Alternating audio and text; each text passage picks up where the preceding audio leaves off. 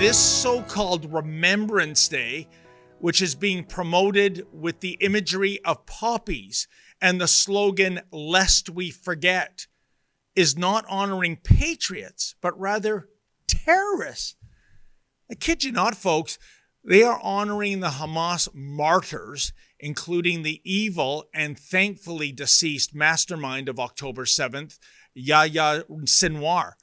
And as far as Mississauga Mayor Carolyn Parrish is concerned, well, this is a free speech issue, you see, even though the reprobates at this so-called vigil will be resorting to their de rigueur chants for genocide of the Jewish people, contrary to Section 319 of the Criminal Code of Canada. What do you say about that, Mayor Parrish? Then again, although I am not a psychiatrist, I really believe that Miss Parrish is mentally ill. Remember the incident that was the beginning of the end for her career as a Liberal MP? Carolyn? That was a George Bush doll Parrish was stepping on, whom Parrish also referred to as a bastard. Look, I get it. Parrish is not a conservative, nor is she a supporter of the Republican Party. But at the same time, she was a member of Parliament. She wasn't a comedian. The U.S. is our closest ally. The U.S. is our biggest trading partner. You think it might be a bad idea to act out in such an outrageous fashion? Well, even Parrish's own governing Liberals of the day thought so, and eventually kicked this lunatic right out of the party. Now, there's been a predictable amount of outrage about the fake Remembrance Day. And how has Mayor Parrish responded? Well, she's doubling down, comparing Sinwar to Nelson Mandela. I know that many times they have to be bland and stick to the law. But in this case, we have a person who's recognized as a terrorist very widely. Thank you. Well, thank you for your advice. You're free to do whatever you want. You're free to say whatever you want. I am not. My job is to consult with our lawyers and do exactly what they tell me. So I just want to point out, and I'm not being facetious, Nelson Mandela was declared a terrorist by the United States of America till the year 2008. You're a terrorist and somebody else's terrorist may be two different things. But I am extremely careful and I do not step out of line, but you're free to do whatever you like. By the way, why do the Hamasos think the death of Sinwar is a sad thing? As a martyr, isn't this gentleman now in the afterlife enjoying the sexual favors of 72 voluptuous black-eyed virgins? By the way, think about that for just a second, folks. Not 71 or 73, 72.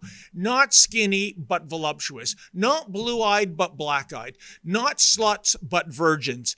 It's all laid out like a little contract, isn't it? Can you believe the mentality of these people? The Justin Trudeau Liberals even reward Islamists who are still amongst the living, alas. Case in point, Canada's homegrown al-Qaeda terrorist, Omar Khadr. Well, he was given $10.5 million in 2016 for allegedly suffering from hurt feelings. Khadr is a terrorist. Khadr is a self-confessed murderer. Oh, but never mind. This is the kind of diversity Justin Trudeau loves, and therefore, little Omar wins a Lotto Max jackpot without even having to buy a lottery ticket. Speaking of blackface, he's also doubling down on this file by importing the worst of the worst when it comes to Middle East hate mongers, which is to say he is hell-bent on issuing some 5,000 visas to Gazans. We know that about 80% of Gazans still support Hamas.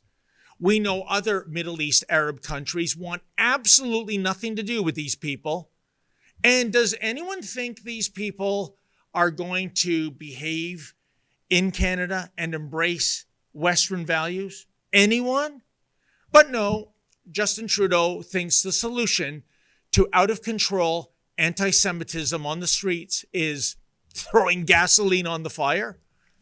And in the department of there's plenty of blame to go around, where, oh where, is law enforcement when it comes to dealing with the pro-Hamas hooligans? Well, the police are literally enforcing Sharia law as opposed to Canadian law.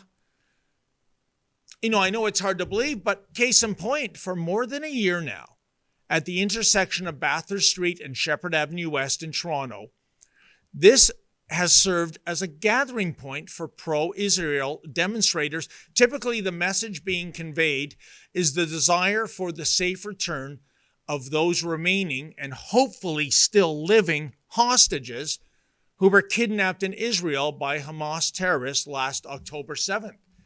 But even though there are literally thousands of intersections in the city of Toronto, the pro-Hamas types have decided they must assemble at this particular place. Why? Well, the answer is obvious. Clearly, they hate Jews and their allies, and Team Terror wants to cause trouble. And they are being aided and abetted by the Toronto Police Service. Check out what happened last Sunday when I tried to cover this protest. First, I was assaulted by the pro-Hamas supporters. Then the ringleaders demanded the cops arrest me for practicing journalism. And the cops did so. Check it out.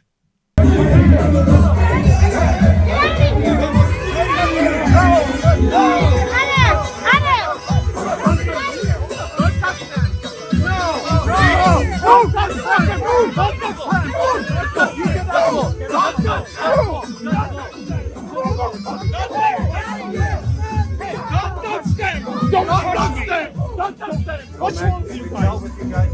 We told you, who are you guys? What do you mean, you guys? See this? Yeah, my grandfather spent 5 years of his life fighting the Nazis. You think I'm going to bend the knee to the Islamo-Nazis? No. What crime am I committing? No, come on. Enforce the law. Obey your oath, officer. Obey your oath. Yeah, let's go. You're enforcing Sharia law? What am I doing here? Huh? Hey!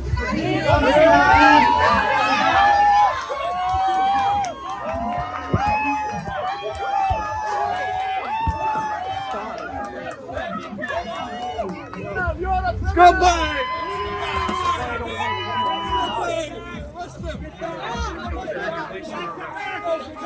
Back to your protest. Are you dealing with this?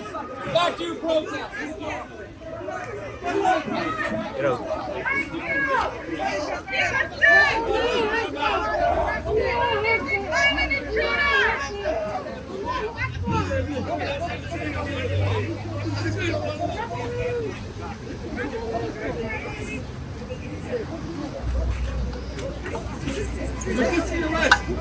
Everybody back to your protest.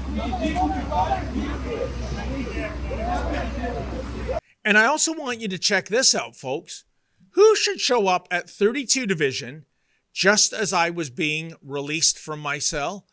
Well, none other than the junior jihadi Anis Sial, who was ordering the cops around at Bathurst and Shepherd just 3 hours prior. Here, check it out. Oh, Ezra, I'm sorry to interrupt you, but we have one of the ringleaders Contact your lawyers again yes, for committing another unnecessary obstruction of police and attacking our people again no, unnecessarily. you're wrong. I didn't attack anyone. Yes, you did. You came in and the police told you. You can't No, come I in. was trying to talk You to barged those, in. the Jewish demonstrators on your side. Yeah, but sir. they didn't want to talk to But tell you. me. You don't want to No. talk to a racist like you. You don't want to talk to someone who's what makes racist me a like you. racist?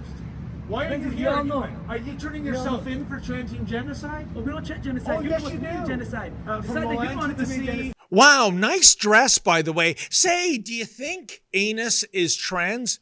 Oh, and by the way, my advice to would-be parents out there, if you think your upcoming little bundle of joy might turn out to be an all-star asshole, maybe you shouldn't saddle the kid with a name that actually sounds like Anus. Now, while I was in the slammer, I missed the rest of the protest, so I regret to report that I do not know if the Toronto Police reimagine themselves as Uber Eats drivers by delivering coffee and Timbits to these deplorables. Indeed, with the police refusing to enforce the law while criminally charging peaceful counter-demonstrators and members of the independent media, we have gone from jump the shark to the tail wagging the dog. Not that these odious people have any love for man's best friend, mind you. Now that I've demonstrated the problem, the question arises, what is the solution? Well, it is all about having someone in office that has the political wherewithal to do the right thing. Case in point, check out what President-elect Donald Trump said about this situation south of the border yesterday. And here's what I will do to defeat anti-Semitism and defend our Jewish citizens in America. My first week back in the Oval Office, my administration will inform every college president that if you do not end anti-Semitic propaganda, they will lose their accreditation and federal taxpayer support.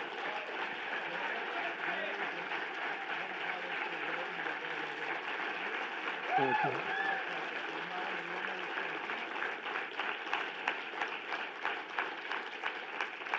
Truth is, you don't have to do much after that. When you do that, it's going to work miracles. Please sit down.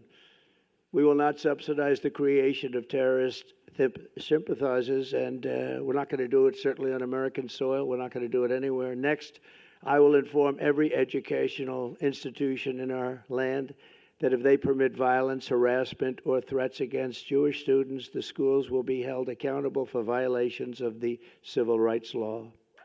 Very important. Jewish Americans must have equal protection under the law. They're going to get it.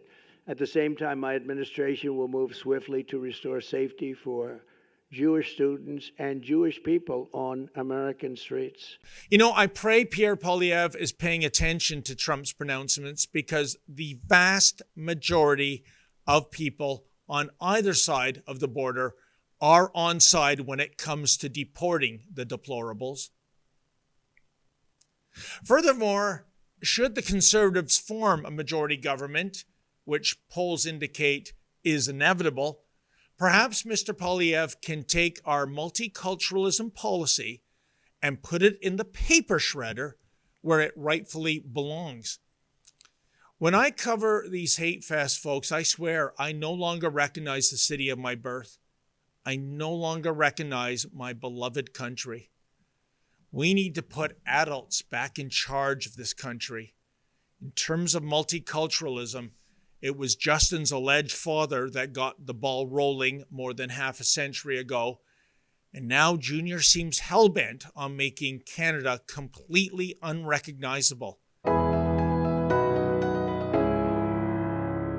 Oh, hi, it's Ezra Levant here in Toronto with an important message because we need your help.